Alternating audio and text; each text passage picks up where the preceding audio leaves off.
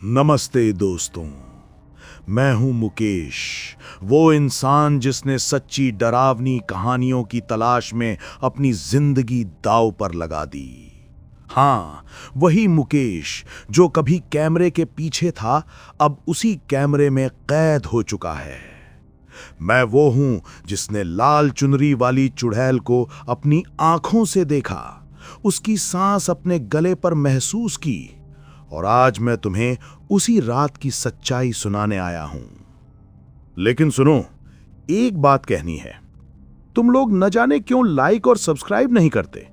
इतनी रातों तक जाग जाग कर अंधेरे में कांपते हुए मैं ये असली डर तुम्हारे लिए लाता हूं, पर जब सुबह आंकड़े देखता हूं तो लगता है डर शायद मुझ में ही रह गया। यार जरा सोचो, एक आदमी अकेले किसी वीरान गांव में जाकर ये सब झेलता है ताकि तुम कुछ मिनटों के लिए उस डर को महसूस कर सको, और तुम सब्सक्राइब तक नहीं करते। आज की कहानी कोई फिल्म नहीं, कोई फेक स्क्रिप्ट नहीं, ये सच्ची घटना है, मेरे साथ घटी हुई। आधी रात की औरत जिसे गांव वाले लाल चुनरी वाली कहते थे, वो औरत जो मरने के बाद भी नहीं मरी, वो जो हर उस आदमी का इंतजार करती है जिसने किसी का दिल तोड़ा हो या किसी की आत्मा को अधूरा छोड़ा हो। आज मैं तुम्हें उसी रात में ले जाऊंगा जब मैं पहली बार उसकी आंखों में देखा था और महसूस किया था कि कुछ कहानियां सिर्फ सुनने के लिए नहीं, भुगतने के लिए होती हैं। तो तैयार हो जाओ, लाइट्स बंद कर दो, हेडफोन लगा लो, और अगर दिल कमजोर है तो यहीं रुक जाओ, क्योंकि आज की कहानी में डर नहीं, श्राप है। मैं हूं मुकेश, तुम्हारा नरेटर नहीं, तुम्हारा चेतावनी देने वाला। क्योंकि अगर तुमने इस कहानी को बीच में छोड़ा तो शायद वो छनछनाहट तुम्हारे कमरे में भी सुनाई दे। तो चलिए दोस्तों, शुरू करते हैं गांव की चुड़ैल की कहानियां। आधी रात की औरत, लाल चुनरी वाली चुड़ैल। अगर दिल से डरना चाहते हो तो लाइक करो, सब्सक्राइब करो और बेल आइकन दबाओ, क्योंकि अगली कहानी शायद तुम्हारे शहर की हो और शायद तुम्हारे नाम की भी। मेरा नाम मुकेश शर्मा है। मैं पेशे से एक इलेक्ट्रिशियन हूं, लेकिन मुझे एक अजीब शौक है। जहां भी जाता हूं, पुराने घरों, टूटे मंदिरों और वीरान हवेलियों की तस्वीरें खींचता हूं।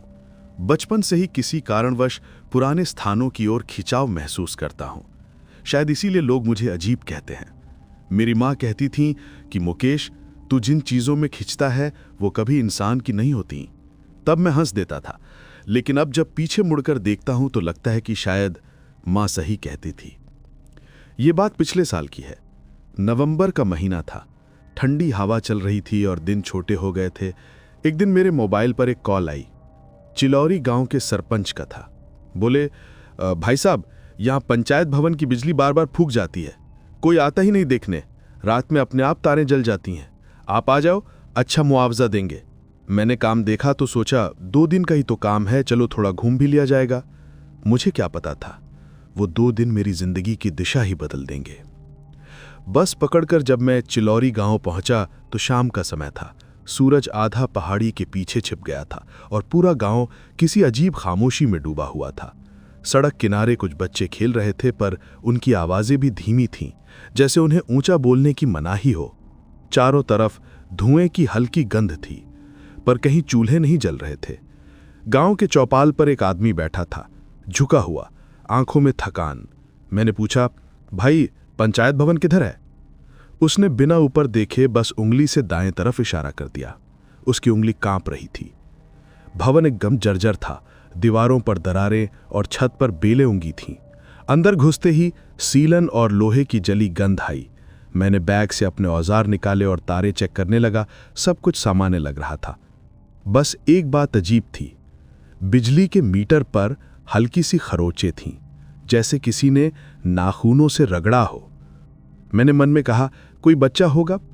तभी दरवाजे के पास सरपंच आए। उम्र लगभग 50 के आसपास होगी, चेहरे पर चिंता की लकीरें। बोले, भाई मुकेश, काम जल्दी निपटा लेना, यहां रात में रुकना ठीक नहीं। मैंने हंसते हुए पूछा, क्यों, बिजली वाले को चुड़ाग खाने आ जाती है क्या? वो बस मुस्कुरा दिए। लेकिन वो मुस्कुराहट ऐसी थी जैसे कोई बात छिपा रहे हों। फिर धीमी आवाज में बोले, यहां आधी रात को एक औरत आती है, लाल चुनरी में।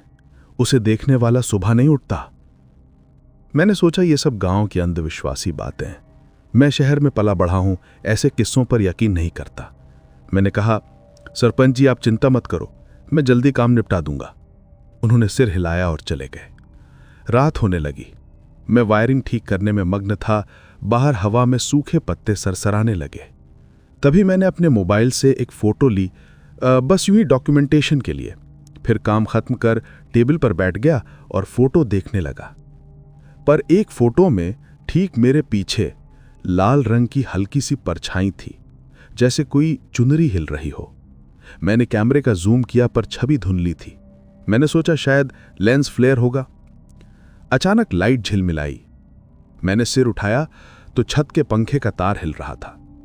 तभी एक छन छन की आवाज आई, बिल्कुल साफ, जैसे किसी औरत के पायल की आवाज। मैंने सोचा शायद हवा के साथ कोई धातु की चीज टकराई होगी, पर आवाज दोबारा आई, अब और पास से, छन छन। मैंने टॉर्च उठाई और छत के दरवाजे की तरफ गया। दरवाजा बंद था, पर अंदर से ठंडी हवा आ रही थी। खोला तो बस धूल उड़ रही थी, पर एक चीज देखकर मैं ठिठक गया। धूल में नंगे पैरों के निशान थे, छोटे छोटे, जैसे किसी औरत के। वो निशान आगे जाकर दीवार के पास गायब हो गए थे। मेरी रीढ़ में ठंडक उतर गई। मैंने सोचा कोई अंदर आया होगा, पर दरवाजा तो अंदर से बंद था। मन समझ नहीं पाया क्या करूं। टॉर्च बंद की और वहीं बैठ गया। करीब आधा घंटा बीता। बाहर हवा तेज हो गई। पेड़ों के पत्ते छायाएं बना रहे थे, जो खिड़की पर किसी नाचती आकृति जैसी लगती थी। मैं खुद को समझाता रहा कि डरने की जरूरत नहीं है, पर भीतर एक अनजाना डर सिर उठाने लगा था। रात के करीब 11 बज चुके थे और मुझे रह रहकर वहीं छनकती आवाज सुनाई दे रही थी, अब कहीं दूर से, कभी पास से। मैंने खुद को व्यस्त करने के लिए गौर फोटो खींची। इस बार कमरे में चारों तरफ देखा, कुछ नहीं। लेकिन जब फोटो देखी तो कमरे के कोने में जैसे कोई लाल पर्दा हवा में झूलता दिख रहा था, पर वहां कोई पर्दा था ही नहीं। इतने में दरवाजे पर दस्तक हुई, ठक ठक 2 बार। कौन है? मैंने पूछा। कोई जवाब नहीं, बस हवा। फिर से दस्तक हुई। मैंने दरवाजा खोला, कोई नहीं, बस हवा। मैं बाहर निकला तो देखा कि मिट्टी पर कुछ ताजे निशान थे, नंगे पैरों के, और गीली मिट्टी में एक पायल पड़ी थी, टूटी हुई। मेरा दिल जोर जोर से धड़कने लगा। मैं अंदर भागा, दरवाजा बंद किया और खिड़की से झांका। अब बाहर कुछ नहीं था, बस पेड़ों की परछाइयां। सुबह जब सूरज की पहली किरणें आईं तो मैं थोड़ी राहत महसूस करने लगा। सोचा शायद डर की वजह से हेलुसिनेशन हो गया हो। मैंने सरपंच को फोन किया और कहा कि तारे तो सही लग रही हैं, पर मीटर अजीब ढंग से गर्म हो जाता है। उन्होंने जवाब दिया, वो मीटर मत छेड़ो मुकेश, वहां कुछ है, शाम को बात करेंगे। उनके लहजे में डर था, पर मैं तो जिद्दी इंसान हूं। दोपहर में मीटर खोलकर देखा, अंदर का कॉइल जला हुआ था, पर उस पर कोई दाग नहीं था, जैसे किसी ने अंदर से उसे उंगलियों से पिघला दिया हो। मेरे हाथ कांप गए। शाम होते होते गांव का माहौल और बदल गया। बच्चे नादार, औरतें दरवाजे बंद कर रही थीं, कोई बात नहीं कर रहा था। सरपंच फिर से मिले, बोले, मुकेश रात को बाहर मत निकलना, सुन लिया ना? मैंने पूछा, क्यों, डरते हो सब? उन्होंने बस इतना कहा, जो लाल चुनरी ओढ़े थी उसे शांति नहीं मिली। उस रात मैं पंचायत भवन के पास के कमरे में सोने की कोशिश कर रहा था, पर नींद जैसे कोसों दूर थी। हर छोटी आवाज बढ़ी हुई लग रही थी। दीवार पर घड़ी की टिक-टिक भी जैसे किसी के चलने की आहट जैसी लग रही थी। मैंने करवट बदली और आंखें बंद की। तभी फिर वही आवाज, छन छन, अब बिल्कुल दरवाजे के पास से। मैं उठकर बैठ गया, सांस रुक गई। दरवाजे के नीचे की दरार से हल्की लाल रोशनी झिलमिला रही थी। कौन है वहां? मैंने चिल्लाया। कोई जवाब नहीं, बस हवा का झोंका, पर उस झोंके में गंध थी, जले हुए कपड़े और मेहंदी की। मैं धीरे धीरे दरवाजे के पास गया। अंदर से ठंडी हवा चेहरे पर लगी। कांपते हाथों से दरवाजा खोला। सामने कोई नहीं था, पर फर्श पर राख के बीच एक लाल कपड़े का टुकड़ा पड़ा था। ऐसा लग रहा था जैसे किसी की चुनरी जलकर आधी रह गई हो। मैंने उसे उठाया। वो अभी भी गर्म थी। उसी पल मेरे पीछे से किसी औरत की धीमी आवाज आई, क्यों आए हो यहां? मैं पलटा, कोई नहीं, बस दीवार पर मेरी परछाई और उसके पीछे किसी और की। मैंने टॉर्च ऑन की, कुछ नहीं था। उस रात मैं पूरी रात नहीं सो सका। सुबह होते ही मैंने बैग उठाया और तय किया कि अब नहीं रुकूंगा, लेकिन जाने से पहले आखिरी बार मीटर देखना चाहता हूं। पता नहीं क्यों मीटर की सुई अब खुद चल रही थी, बिना बिजली के, और पीछे धुंधले शीशे में मुझे कुछ दिखा। एक औरत सिर झुकाए लाल चुनरी में। मैं पीछे मुड़ा, पर वहां कोई नहीं था। मैंने वहीं कैमरा रखा और निकल पड़ा। पीछे मुड़ने की हिम्मत नहीं थी, लेकिन जाते जाते मुझे हवा में फिर वही आवाज सुनाई दी, छन छन छन, धीरे धीरे दूर होती हुई, जैसे कोई वादा अधूरा रह गया हो। और उस दिन से मैं कभी गांवों में रात को काम नहीं करता, कभी नहीं। अगली सुबह मैं जल्दी उठ गया। रात की सारी बातें मेरे दिमाग में घूम रही थीं। वो लाल कपड़े का टुकड़ा, वो छनछनाहट, वो जलने की गंध। मैं समझ नहीं पा रहा था कि ये सब मेरी कल्पना थी या वास्तव में कुछ था। पंचायत भवन के बाहर निकला तो चारों तरफ ठंडी धुंध थी। सूरज निकला नहीं था और हवा में अजीब सी सर्द नमी थी। कुछ गांव वाले मुझे देखकर फुसफुसा रहे थे। उनमें से एक बूढ़ा आदमी मेरे पास आया। चेहरा झुर्रियों से भरा था, आंखें धंसी हुई। बोला, बाबू, तुम शहर के आदमी हो, यहां की हवा तुम्हारे लिए नहीं बनी। रात में जो बाहर निकलता है वो सुबह वापस नहीं लौटता। मैंने हंसकर कहा, बाबा, मैं डरपोक नहीं हूं, बस बिजली का काम करने आया हूं। उसने बस सिर हिलाया और चला गया। मुझे दिन भर का काम पूरा करना था। मीटर बॉक्स को बदलना था और वायरिंग का नया कनेक्शन जोड़ना था। मैंने अपने औजार उठाए और छत की तरफ गया। वहां सब ठीक था, पर पुराने तार जैसे जलकर काले हो गए थे। मैं नीचे उतरा और पंचायत के पीछे के हिस्से में गया, जहां बिजली का मुख्य कनेक्शन था। वहां दीवार पर धूप में जला हुआ एक लाल निशान था, जैसे किसी ने हाथ रखकर उसे जलाया हो। निशान बिल्कुल ताजा था। मैंने उंगली लगाई तो अब भी गर्म था। शाम तक मैं काम में व्यस्त रहा। सूरज ढलने लगा और गांव की आवाजें धीरे धीरे बंद होने लगीं। बच्चे घरों में चले गए, औरतें दरवाजे बंद करने लगीं। मुझे समझ नहीं आया कि जैसे ही अंधेरा आता है, पूरा गांव अपने आप खामोश क्यों हो जाता है। चारों ओर ऐसा सन्नाटा छा गया कि अपनी सांसों की आवाज भी जोर से सुनाई दे रही थी।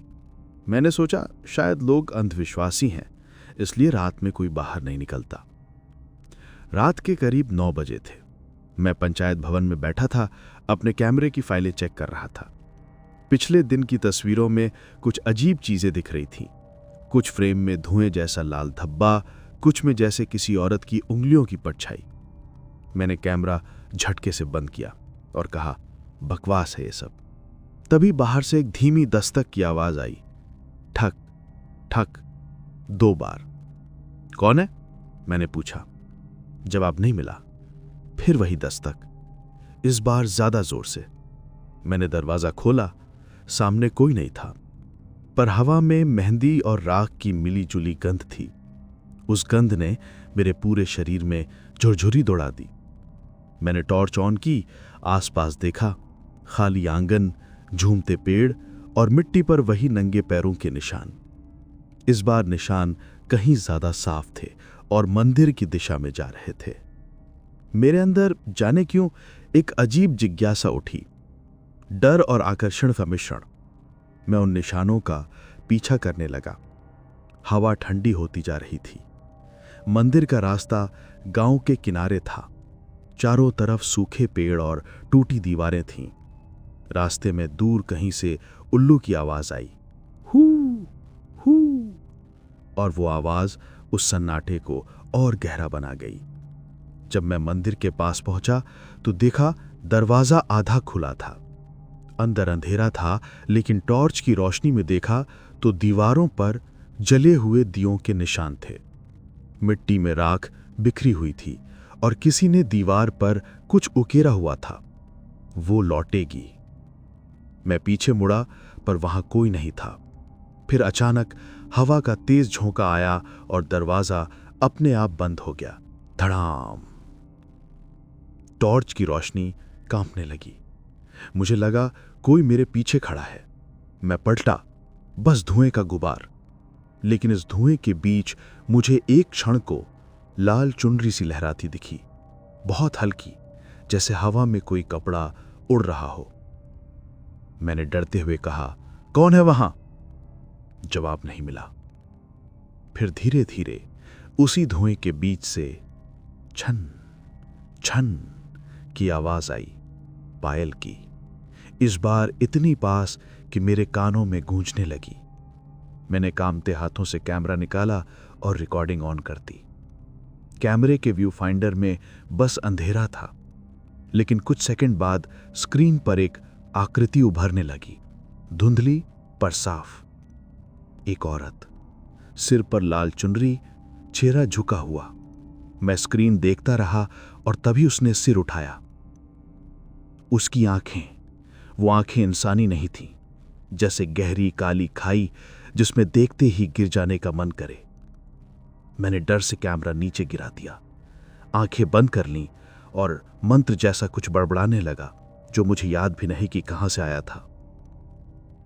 जब आंखें खोली तो सब गायब था, ना कोई चुनरी, ना आवाज, ना वो साया। बस मंदिर की दीवार पर लिखा हुआ वो वाक्य अब और गहरा हो गया था, वो लौटेगी। मैं भागता हुआ पंचायत भवन लौटा, दरवाजा बंद करके जमीन पर बैठ गया। पसीने से भीगा हुआ, ठंडी हवा में भी सांसें फट रही थीं। मैंने पानी पीने के लिए बोतल उठाई पर हाथ कांप रहे थे। तभी बाहर से आवाज आई, किसी औरत के रोने की, धीरे धीरे, रुक रुक कर, जैसे कोई बहुत दर्द में हो। कौन है? मैंने डरते हुए पूछा। रोना बंद हो गया। फिर एक हल्की हंसी आई, बहुत धीमी पर इतनी डरावनी कि रग रग ठंडी हो गई। मैंने खिड़की से बाहर झांका, कुछ नहीं दिखा, बस पेड़ों की छाया। लेकिन जब मैंने कैमरा ऑन किया तो स्क्रीन पर दिखा पंचायत भवन के बाहर एक औरत खड़ी थी। लाल चुनरी में उसके चेहरे पर परछाई थी, पर आंखें सीधे कैमरे की तरफ थीं। मैं हड़बड़ाकर कैमरा बंद कर दिया, बैठा रहा, सांसें रोककर। कुछ देर बाद सब फिर सामान्य लगने लगा। मैंने खुद को समझाया कि शायद हैलुसिनेशन था। रात के करीब 2 बजे होंगे। मुझे नींद आने लगी थी, तभी बिजली चली गई। अंधेरा घना हो गया। मोबाइल की टॉर्च ऑन की तो दीवार पर कुछ लिखा दिखा, तू क्यों आया। वो शब्द जैसे ताजा खून से लिखे हों। मैंने उंगली लगाई तो उंगली लाल हो गई। मैंने तुरंत दरवाजा खोला और बाहर भागा। बाहर ठंडी हवा थी और चारों तरफ धुंध। गांव के हर घर का दरवाजा बंद था, कोई आवाज नहीं। अचानक वही छनछनाहट फिर से सुनाई दी, बहुत पास से। मैं पीछे मुड़ा, कुछ नहीं। फिर दूसरी दिशा से छन छन, अब चारों तरफ से। ऐसा लगा जैसे सैकड़ों पायलें एक साथ बज रही हों। मैंने टॉर्च घुमाई और तभी वो दिखी। गांव के मंदिर के पास खड़ी, लाल चुनरी में लिपटी, चेहरा अंधेरे में। वो धीरे धीरे मेरी तरफ बढ़ने लगी। उसके कदमों की आवाज नहीं थी, पर पायल की छनक बढ़ती जा रही थी। मैं पीछे हटने लगा। उसके नजदीक आते ही हवा ठंडी होती गई। वो बोलने लगी, बहुत धीमे पर साफ शब्दों में, मुकेश, मैं जड़ हो गया। उसने मेरा नाम कैसे लिया? मैंने उसे कभी नहीं देखा, कभी नाम नहीं बताया।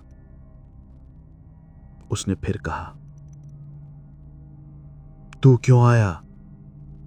जो मेरा था वो तू ले गया। मेरे मुंह से आवाज नहीं निकली। वो और पास आई। अब मैं उसकी आंखें देख पा रहा था, लाल जलती हुई जैसे अंगार।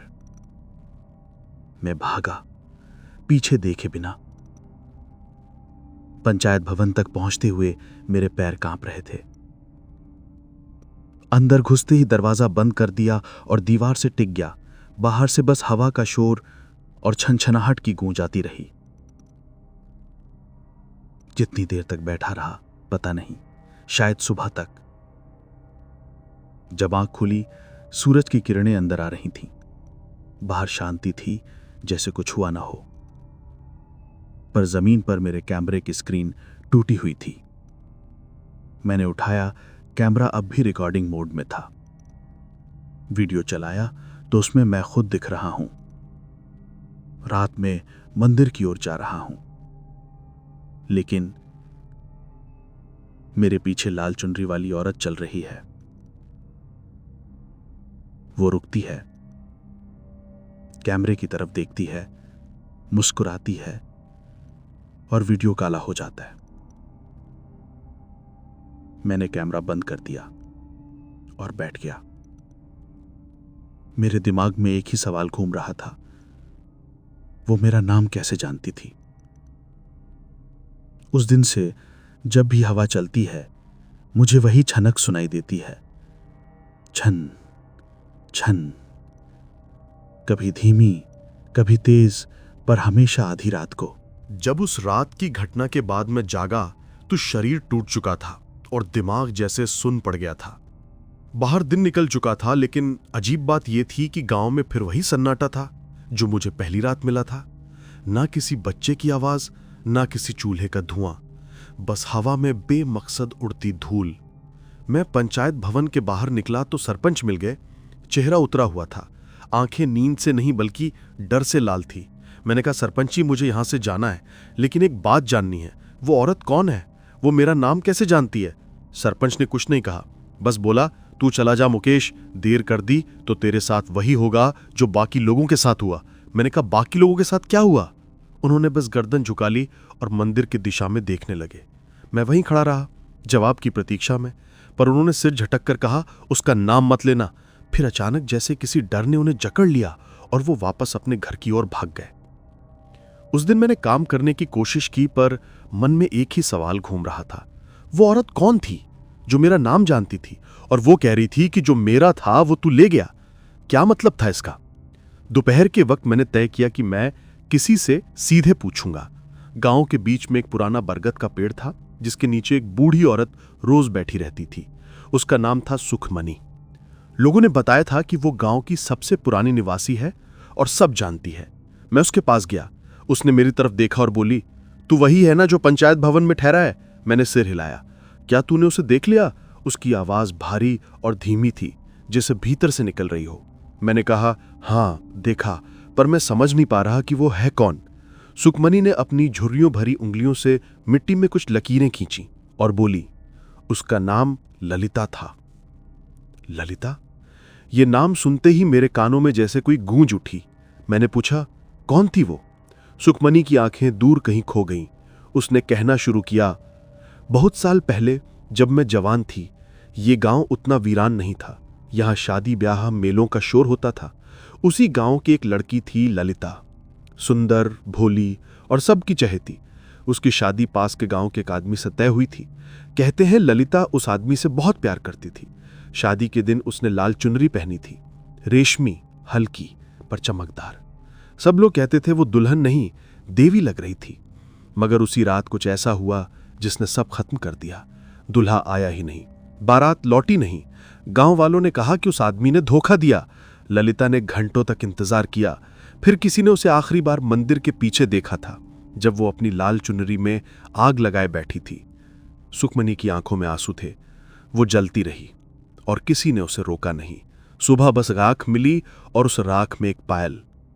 मैं स्तब्ध रह गया। वही पायल जो मैंने पहली रात मिट्टी में पाई थी। मेरा गला सूख गया।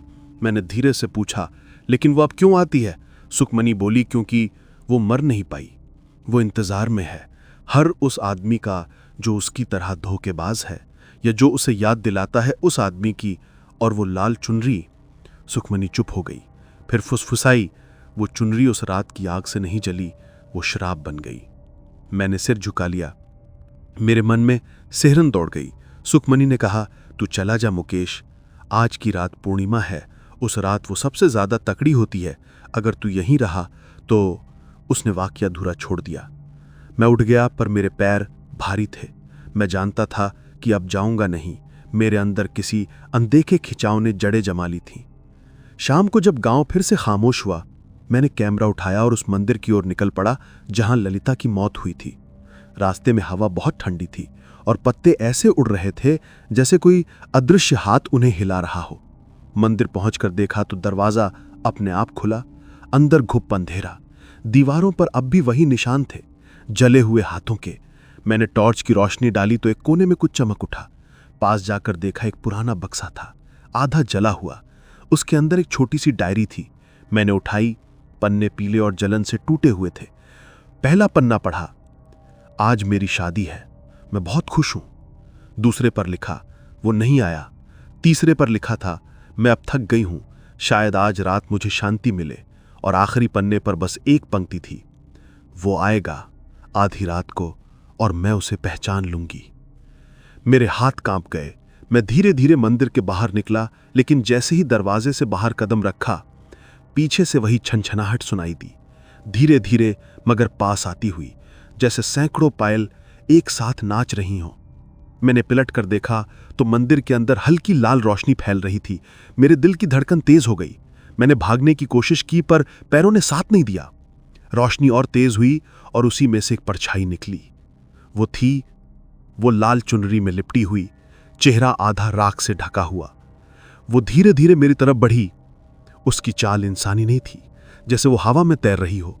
उसके कदमों से मिट्टी नहीं हिल रही थी, पर पायल की छनक साफ थी। उसने अपना सिर उठाया, चेहरा देखा, और वो नजारा मेरी रूह तक जमा देने वाला था। उसकी आंखों में खून नहीं, बस काली खाई थी, और उनमें नफरत ऐसी जैसे सदियों से किसी का इंतजार कर रही हो। उसने कहा, तू वही है ना? उसकी आवाज में दर्द था, लेकिन साथ ही जहर भी। तू वही है जिसने आग लगाई थी? मैंने कांपते हुए कहा, नहीं मैं। वो चीखी इतनी जोर से कि दीवारें हिल गई, और उसी पल हवा का झोंका आया, दिए बुझ गए और सब कुछ अंधेरे में डूब गया। मुझे लगा जैसे किसी ने मेरा गला पकड़ लिया हो। ठंडे जले हुए हाथ जो मेरी गर्दन को जकड़ रहे थे। मैं चीखा, पर आवाज गले में अटक गई। फिर सब कुछ शांत हो गया।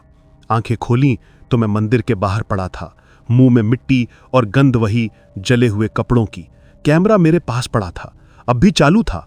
स्क्रीन पर बस धुंध और राख दिख रही थी, लेकिन बीच बीच में कुछ फ्रेम ऐसे थे जिनमें मैं खुद दिखाई दे रहा था, और मेरे पीछे वही लाल चुनरी। मैं भागकर पंचायत भवन लौटा। पूरा शरीर कांप रहा था। मैं समझ गया था कि अब यह सामान्य नहीं है, यह कोई भ्रम नहीं, कोई कहानी नहीं, बल्कि कुछ ऐसा जो मुझसे जुड़ चुका है। जब मैं कमरे में पहुंचा तो देखा दरवाजे के ऊपर लाल धागे का टुकड़ा लटक रहा था। मैंने छुआ तो वो राख में बदल गया। दीवार पर लिखा था, आज आधी रात को वो लौटेगी। मैंने घड़ी देखी तो रात के 11:30 बजे थे। बाहर हवा एकदम बंद थी, पर अंदर पंचायत भवन के हर कोने से वही छनछनाहट गूंज रही थी, अब लगातार बिना रुके, जैसे सैकड़ों पायल एक साथ नाच रही हों। मुझे तभी समझ आया, सुखमनी ने कहा था कि पूर्णिमा की रात वो सबसे तकड़ी होती है। शायद आज वो फिर लौटने वाली थी, और इस बार मुझे लग रहा था वो सिर्फ दिखेगी नहीं, वो मेरे पास आएगी। उस रात की शुरुआत किसी तूफान की तरह नहीं हुई थी, बल्कि एक अजीब खामोशी से। ऐसी खामोशी जिसमें हवा तक सांस लेने से डर रही थी।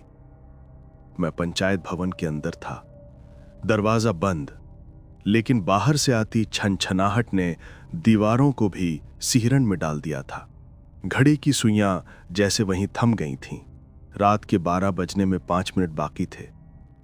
मेरे सामने कैमरा रखा था, चालू, रिकॉर्डिंग मोड में।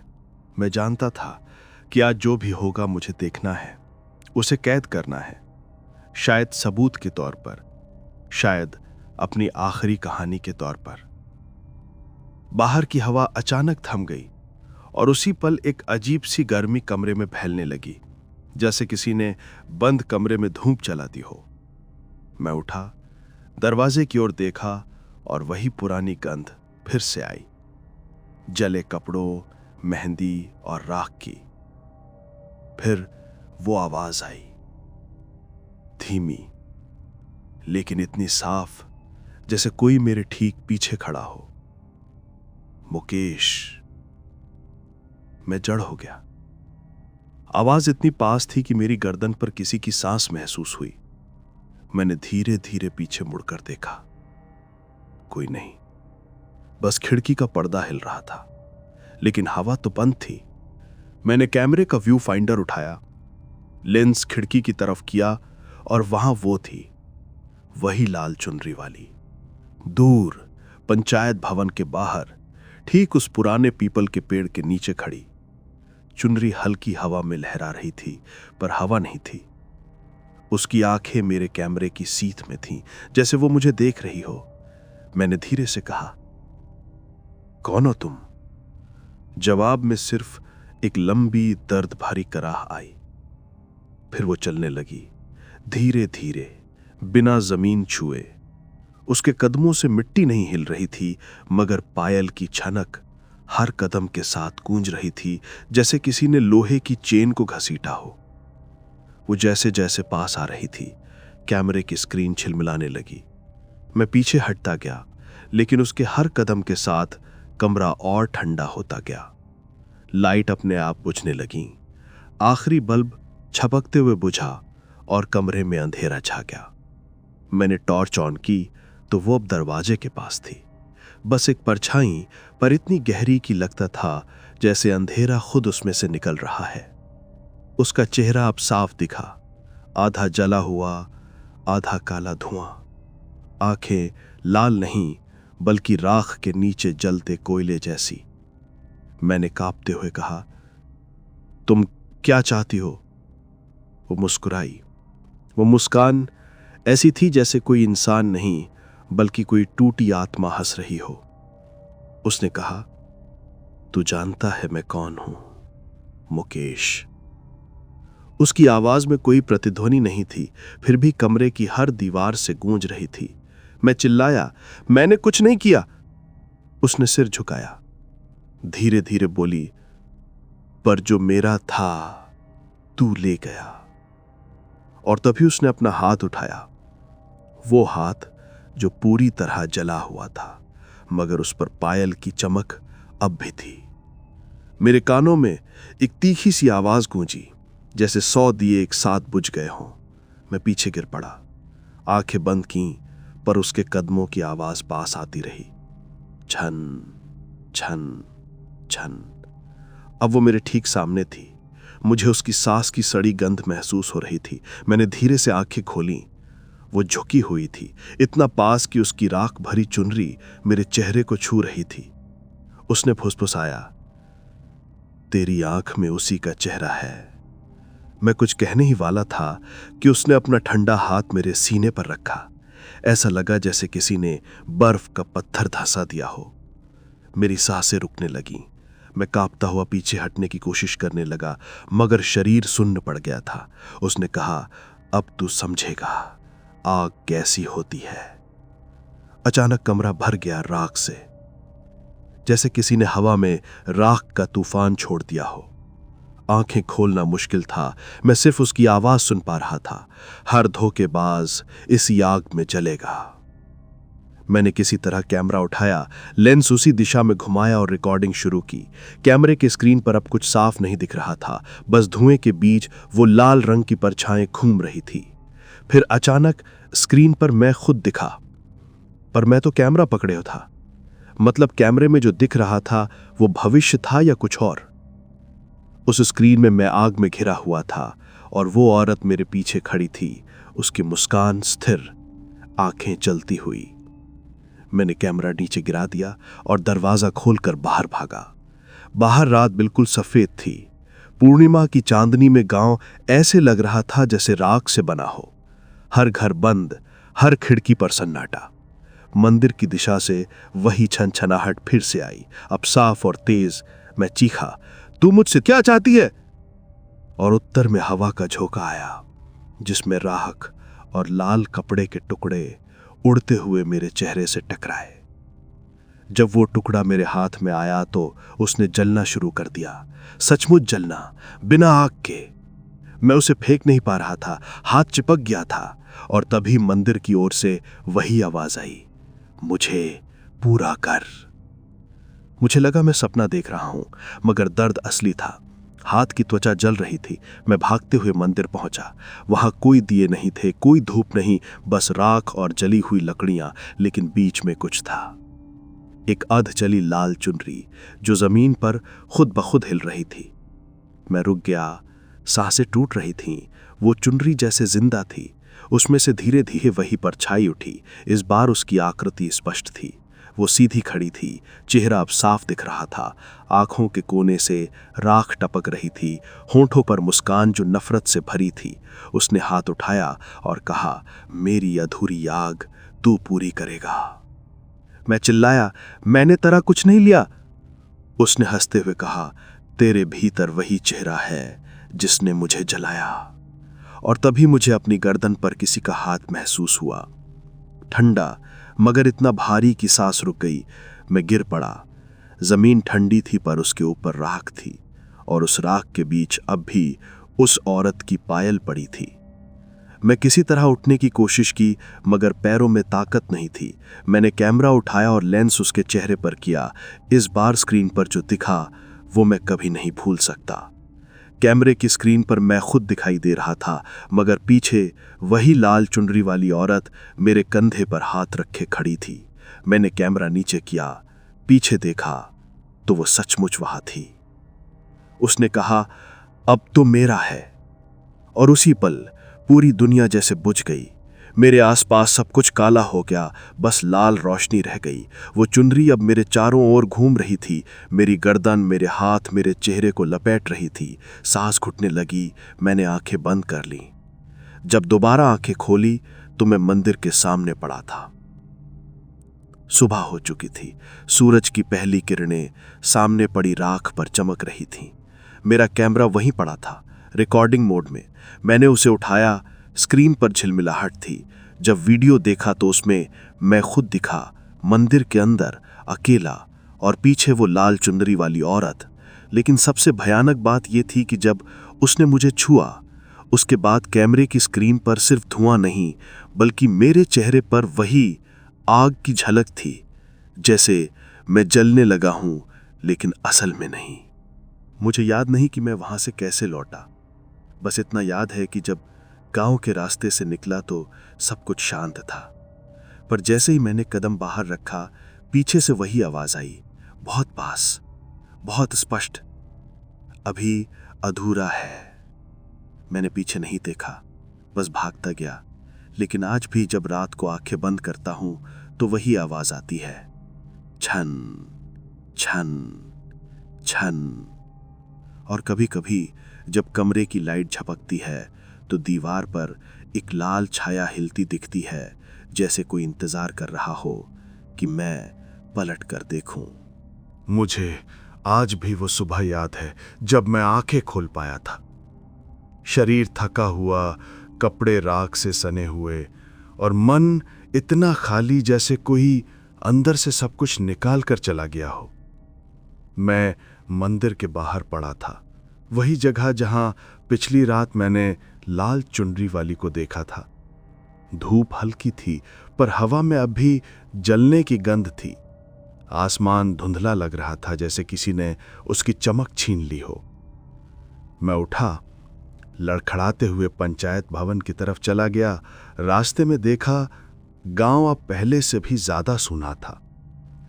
कहीं कोई इंसान नहीं दिखा, कोई दरवाजा नहीं खुला, कोई आवाज नहीं थी। यहां तक कि जानवर भी नदारद थे। बस चारों तरफ राख, जली हुई मिट्टी और टूटी दीवारें। मुझे समझ नहीं आया कि ये सब एक रात में कैसे हो सकता है। जब मैं पंचायत भवन के दरवाजे पर पहुंचा तो देखा कैमरा वहीं पड़ा था, जमीन पर, लेकिन किसी ने उसके चारों ओर गोबर और राख से कुछ लिखा था। अब देख सच्चाई। मेरा दिल धड़क उठा। मैंने कैमरा उठाया। स्क्रीन टूटी हुई थी पर लाइट जल रही थी। रिकॉर्डिंग मोड ऑन था। आखिरी फाइल का नाम खुद बना था, final 1200.mp4। मैं वहीं बैठ गया, कैमरा गोद में रखा और प्ले दबाया। स्क्रीन पर सबसे पहले वही मंदिर देखा, कोहरा, राख और दूर वही लाल कपड़ा। फिर मैंने खुद को देखा। मैं मंदिर में दाखिल हो रहा था, पर असली बात यह थी कि मुझे याद नहीं था कि मैं उस वक्त दोबारा अंदर गया था। मेरा दिल तेज धड़कने लगा। वीडियो में मैंने खुद को कैमरा लेकर अंदर जाते देखा, जैसे कोई अदृश्य ताकत मुझे खींच रही हो। फिर अचानक कैमरा हिलने लगा, धुआं फैल गया। उस धुएं के बीच वही आवाज आई, अब आग तेरे अंदर है। स्क्रीन पर एक पल को लाल रोशनी छाई, और जब वो मिटी तब जो मैंने देखा उसने मेरी रूह जमा दी। मंदिर के बीच मैं खड़ा था, लेकिन मेरे सामने कोई और नहीं थी, बल्कि मैं ही था। दूसरा मैं, जलता हुआ, आंखों से राख टपकती हुई। और वो दूसरा मैं मुस्कुरा रहा था। उसके पीछे वो औरत थी, लाल चुनरी में, आंखें बंद किए जैसे पूजा कर रही हो। फिर कैमरे का फ्रेम हिला और सब कुछ अंधेरा हो गया। कुछ सेकंड बाद स्क्रीन पर सिर्फ राख उड़ती दिखी। फिर धीमे धीमे एक चेहरा उभरने लगा। वो चेहरा उस औरत का नहीं था, बल्कि मेरे जैसा था। वही आंखें, वही निशान, बस माथे पर राख का तिलक और होठों पर मुस्कान जो मेरी नहीं थी। मैंने कैमरा झटके से बंद किया। सांसें टूट रही थी। कमरे की हवा भारी थी, जैसे कोई मुझे देख रहा हो। मैं उठकर खिड़की से बाहर झांका, लेकिन बाहर अब भी वही सफेद धुंध थी। मैंने चिल्लाकर कहा, कौन है वहां? देख क्यों नहीं रहा है? तभी मेरे पीछे से फुसफुसाहट आई, बहुत पास से, मैं तो यहीं हूं मुकेश। मैं पलटा पर कमरे में कोई नहीं था। दरवाजा खुला और हवा का झोंका अंदर आया। उसी झोंके में राख उड़ती हुई कमरे में भर गई। मैं खांसने लगा और तभी मेरी नजर दरवाजे पर पड़ी। वहां मेरी ही परछाई थी, पर वो अपने आप हिल रही थी। मैंने कैमरा उठाया और परछाई की तरफ लेंस किया। स्क्रीन पर जो दिखा उसने मेरे पैर जड़ कर दिए। कैमरे में मैं खुद दिख रहा था, लेकिन मेरे पीछे लाल चुनरी वाली खड़ी थी। उसके हाथ मेरे कंधे पर रखे थे और उसकी आंखें कैमरे की सीध में थी। मैंने झटके से पीछे देखा, वो सचमुच वहां थी। वही औरत, वही लाल चुनरी। इस बार उसका चेहरा पूरा दिख रहा था।